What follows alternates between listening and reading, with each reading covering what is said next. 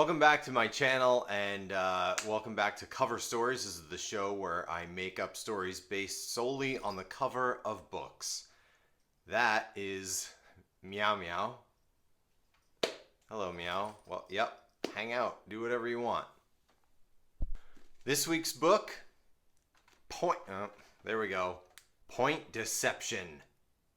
Don't know anything about this, but the New York Times has a quote on there which tells me how much I don't know about mystery novel writers. Okay, before I get into the story this week, I just want to talk about one quick thing. I went last night, my wife and I went to an art show. It's an art benefit show in Santa Monica called Fresh Start. It's an amazing show, and a friend of mine happened to be there and bought me for my birthday, which is a very early birthday present, a gift. I don't know if you can see that. I'm going to try to hold that up. That's Wampa and Luke Skywalker hanging upside down. How awesome is that? That is fantastic. Anyway, while I got it, at the end of the night, they were packaging up everything, and this couple of girls walked by, and one of them goes, "Oh my God, you got my favorite gift. I love Star Trek." Let me just tell you, it fell into the right hands. That's all I got to say about that. Okay. So, what do I think this is about? There we go. Oh, that's a terrible way to hold it. Point Deception is about the local makeout point where a pop-up Christian mingles conversion tent has been set up. It's where born-again virgins lead their potential future mates out to a let's make Christianity fun with piñatas and literature and balloons. Alright, maybe not. Point Deception is the story of a highway of sobriety checks and the drunken man who's trying to avoid them all in order to get home. No. Okay, here's the story. Point Deception is the story of a legendary makeout point where teens go to make out but never return. Stephanie Sepulveda is the new girl at Macklemore High School in Seattle, Washington. Stephanie doesn't have a hard time fitting in though, but her looks come across as a bit, perhaps, manufactured. And with these super refined and oddly perfect good looks, she starts dating the popular jock lacrosse kid, Tom Schicklefitz. The popular kids are also the town bullies. They're known for their ill treatment of anyone who doesn't like badminton and Fast and Furious movies. In fact, it's been rumored that Todd is so evil that he once tricked the local plain Jane girl, Jane Holliker's local astronomy geek, into going out to Point Deception to make out with him one night, and she never returned. It's been 1 year since Jane was last seen from Point Deception. But we're not talking about Jane, we're talking about Stephanie Sepulveda. She's the new girl in town, and soon she dares Todd into taking her out to Point Deception on their, let's say third date. I don't know, that seems like a place it seems like Makeout Point is like a third date kind of place. And Todd accepts, not one to not accept a dare. But guess what? Only Stephanie returns. In public, Stephanie is overly dramatic to the police and her friends about the disappearance of Todd Schicklefitz. But Alexa, the queen bee of the popular girls, discovers her being decidedly and disturbingly cool to his disappearance one day, mumbling to herself in the locker room about how it was a necessary disappearance. Stakes raised, my friends. Alexa is on to Stephanie. Alexa tries to tell her other popular friends of Stephanie's cool indifference to Todd's disappearance, but they're too busy, looking into mirrors and riding around in convertibles. A few weeks later, though, still suffering from depression, Stephanie seeks the solace of yet another man, none other than Cole Castleback, Alexa's boyfriend. Uh-oh. Soon the two start secretly dating. Ooh, steamy.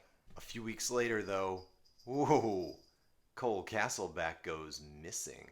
Alexa suspects something is up especially when she goes out and finds Cole's car with his cell phone, and because she knew the passcode, she gets in there and sees texts between him and Stephanie. Fuck no. Bitch, you did not text my man. But also, where is my man? So Alexa tails Stephanie home one day after school when Stephanie thinks no one's looking. And guess where Stephanie goes? Oh, not to the address that everyone thought she lived at. Oh no.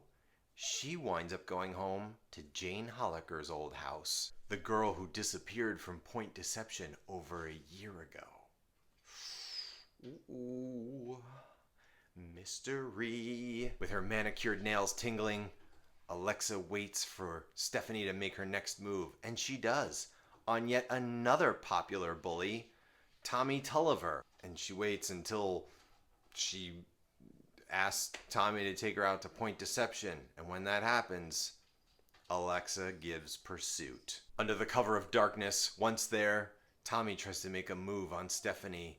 Stephanie snaps her fingers, and suddenly a portal to another dimension opens up, and on the other side, a weird insect-like insect, Plaxar is his name, steps out of the portal of the other dimension, and he snatches Tommy and sucks him through the portal and thanks Stephanie.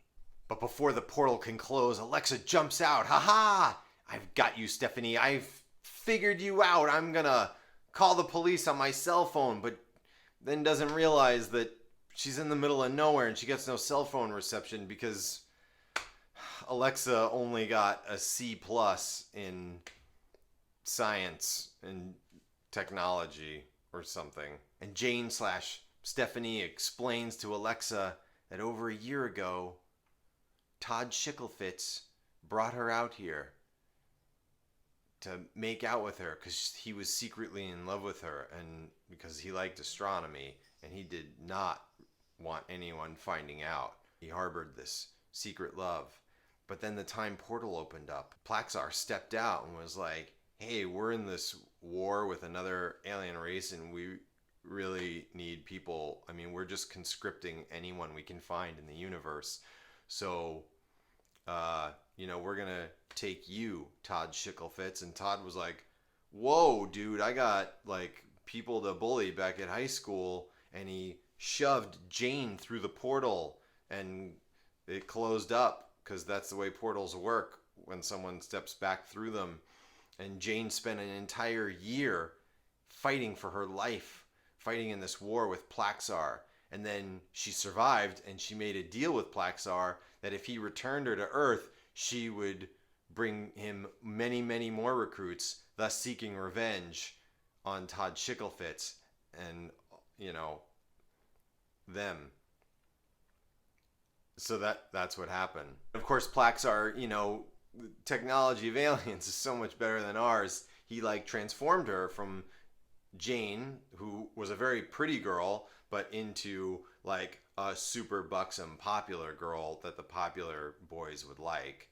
And that's what happened. That's why she looks so different. And then Alexa's like, oh shit, that's terrible.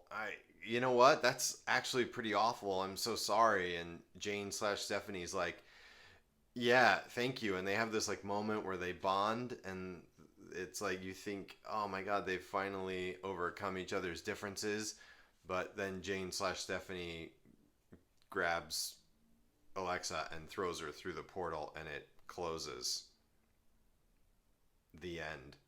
Thank you for watching. That was episode 3 of Cover Stories.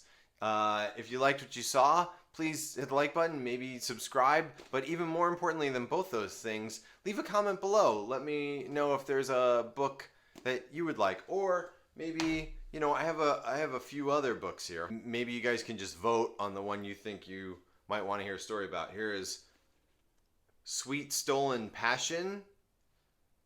Looks like a mystery novel to me. Where is Nicaragua?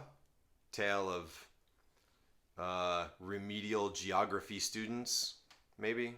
Baby's Day Out, the youngest private eye in the history of Southern California. And that's it. That's. I thought I had another one lying around, but that's it. That's all the books. So maybe vote on which one you want. Baby's Day Out, Where's Nicaragua, Sweet Stolen Passion. Let me know below in the comments. Thank you. I'll see you next week. Bye.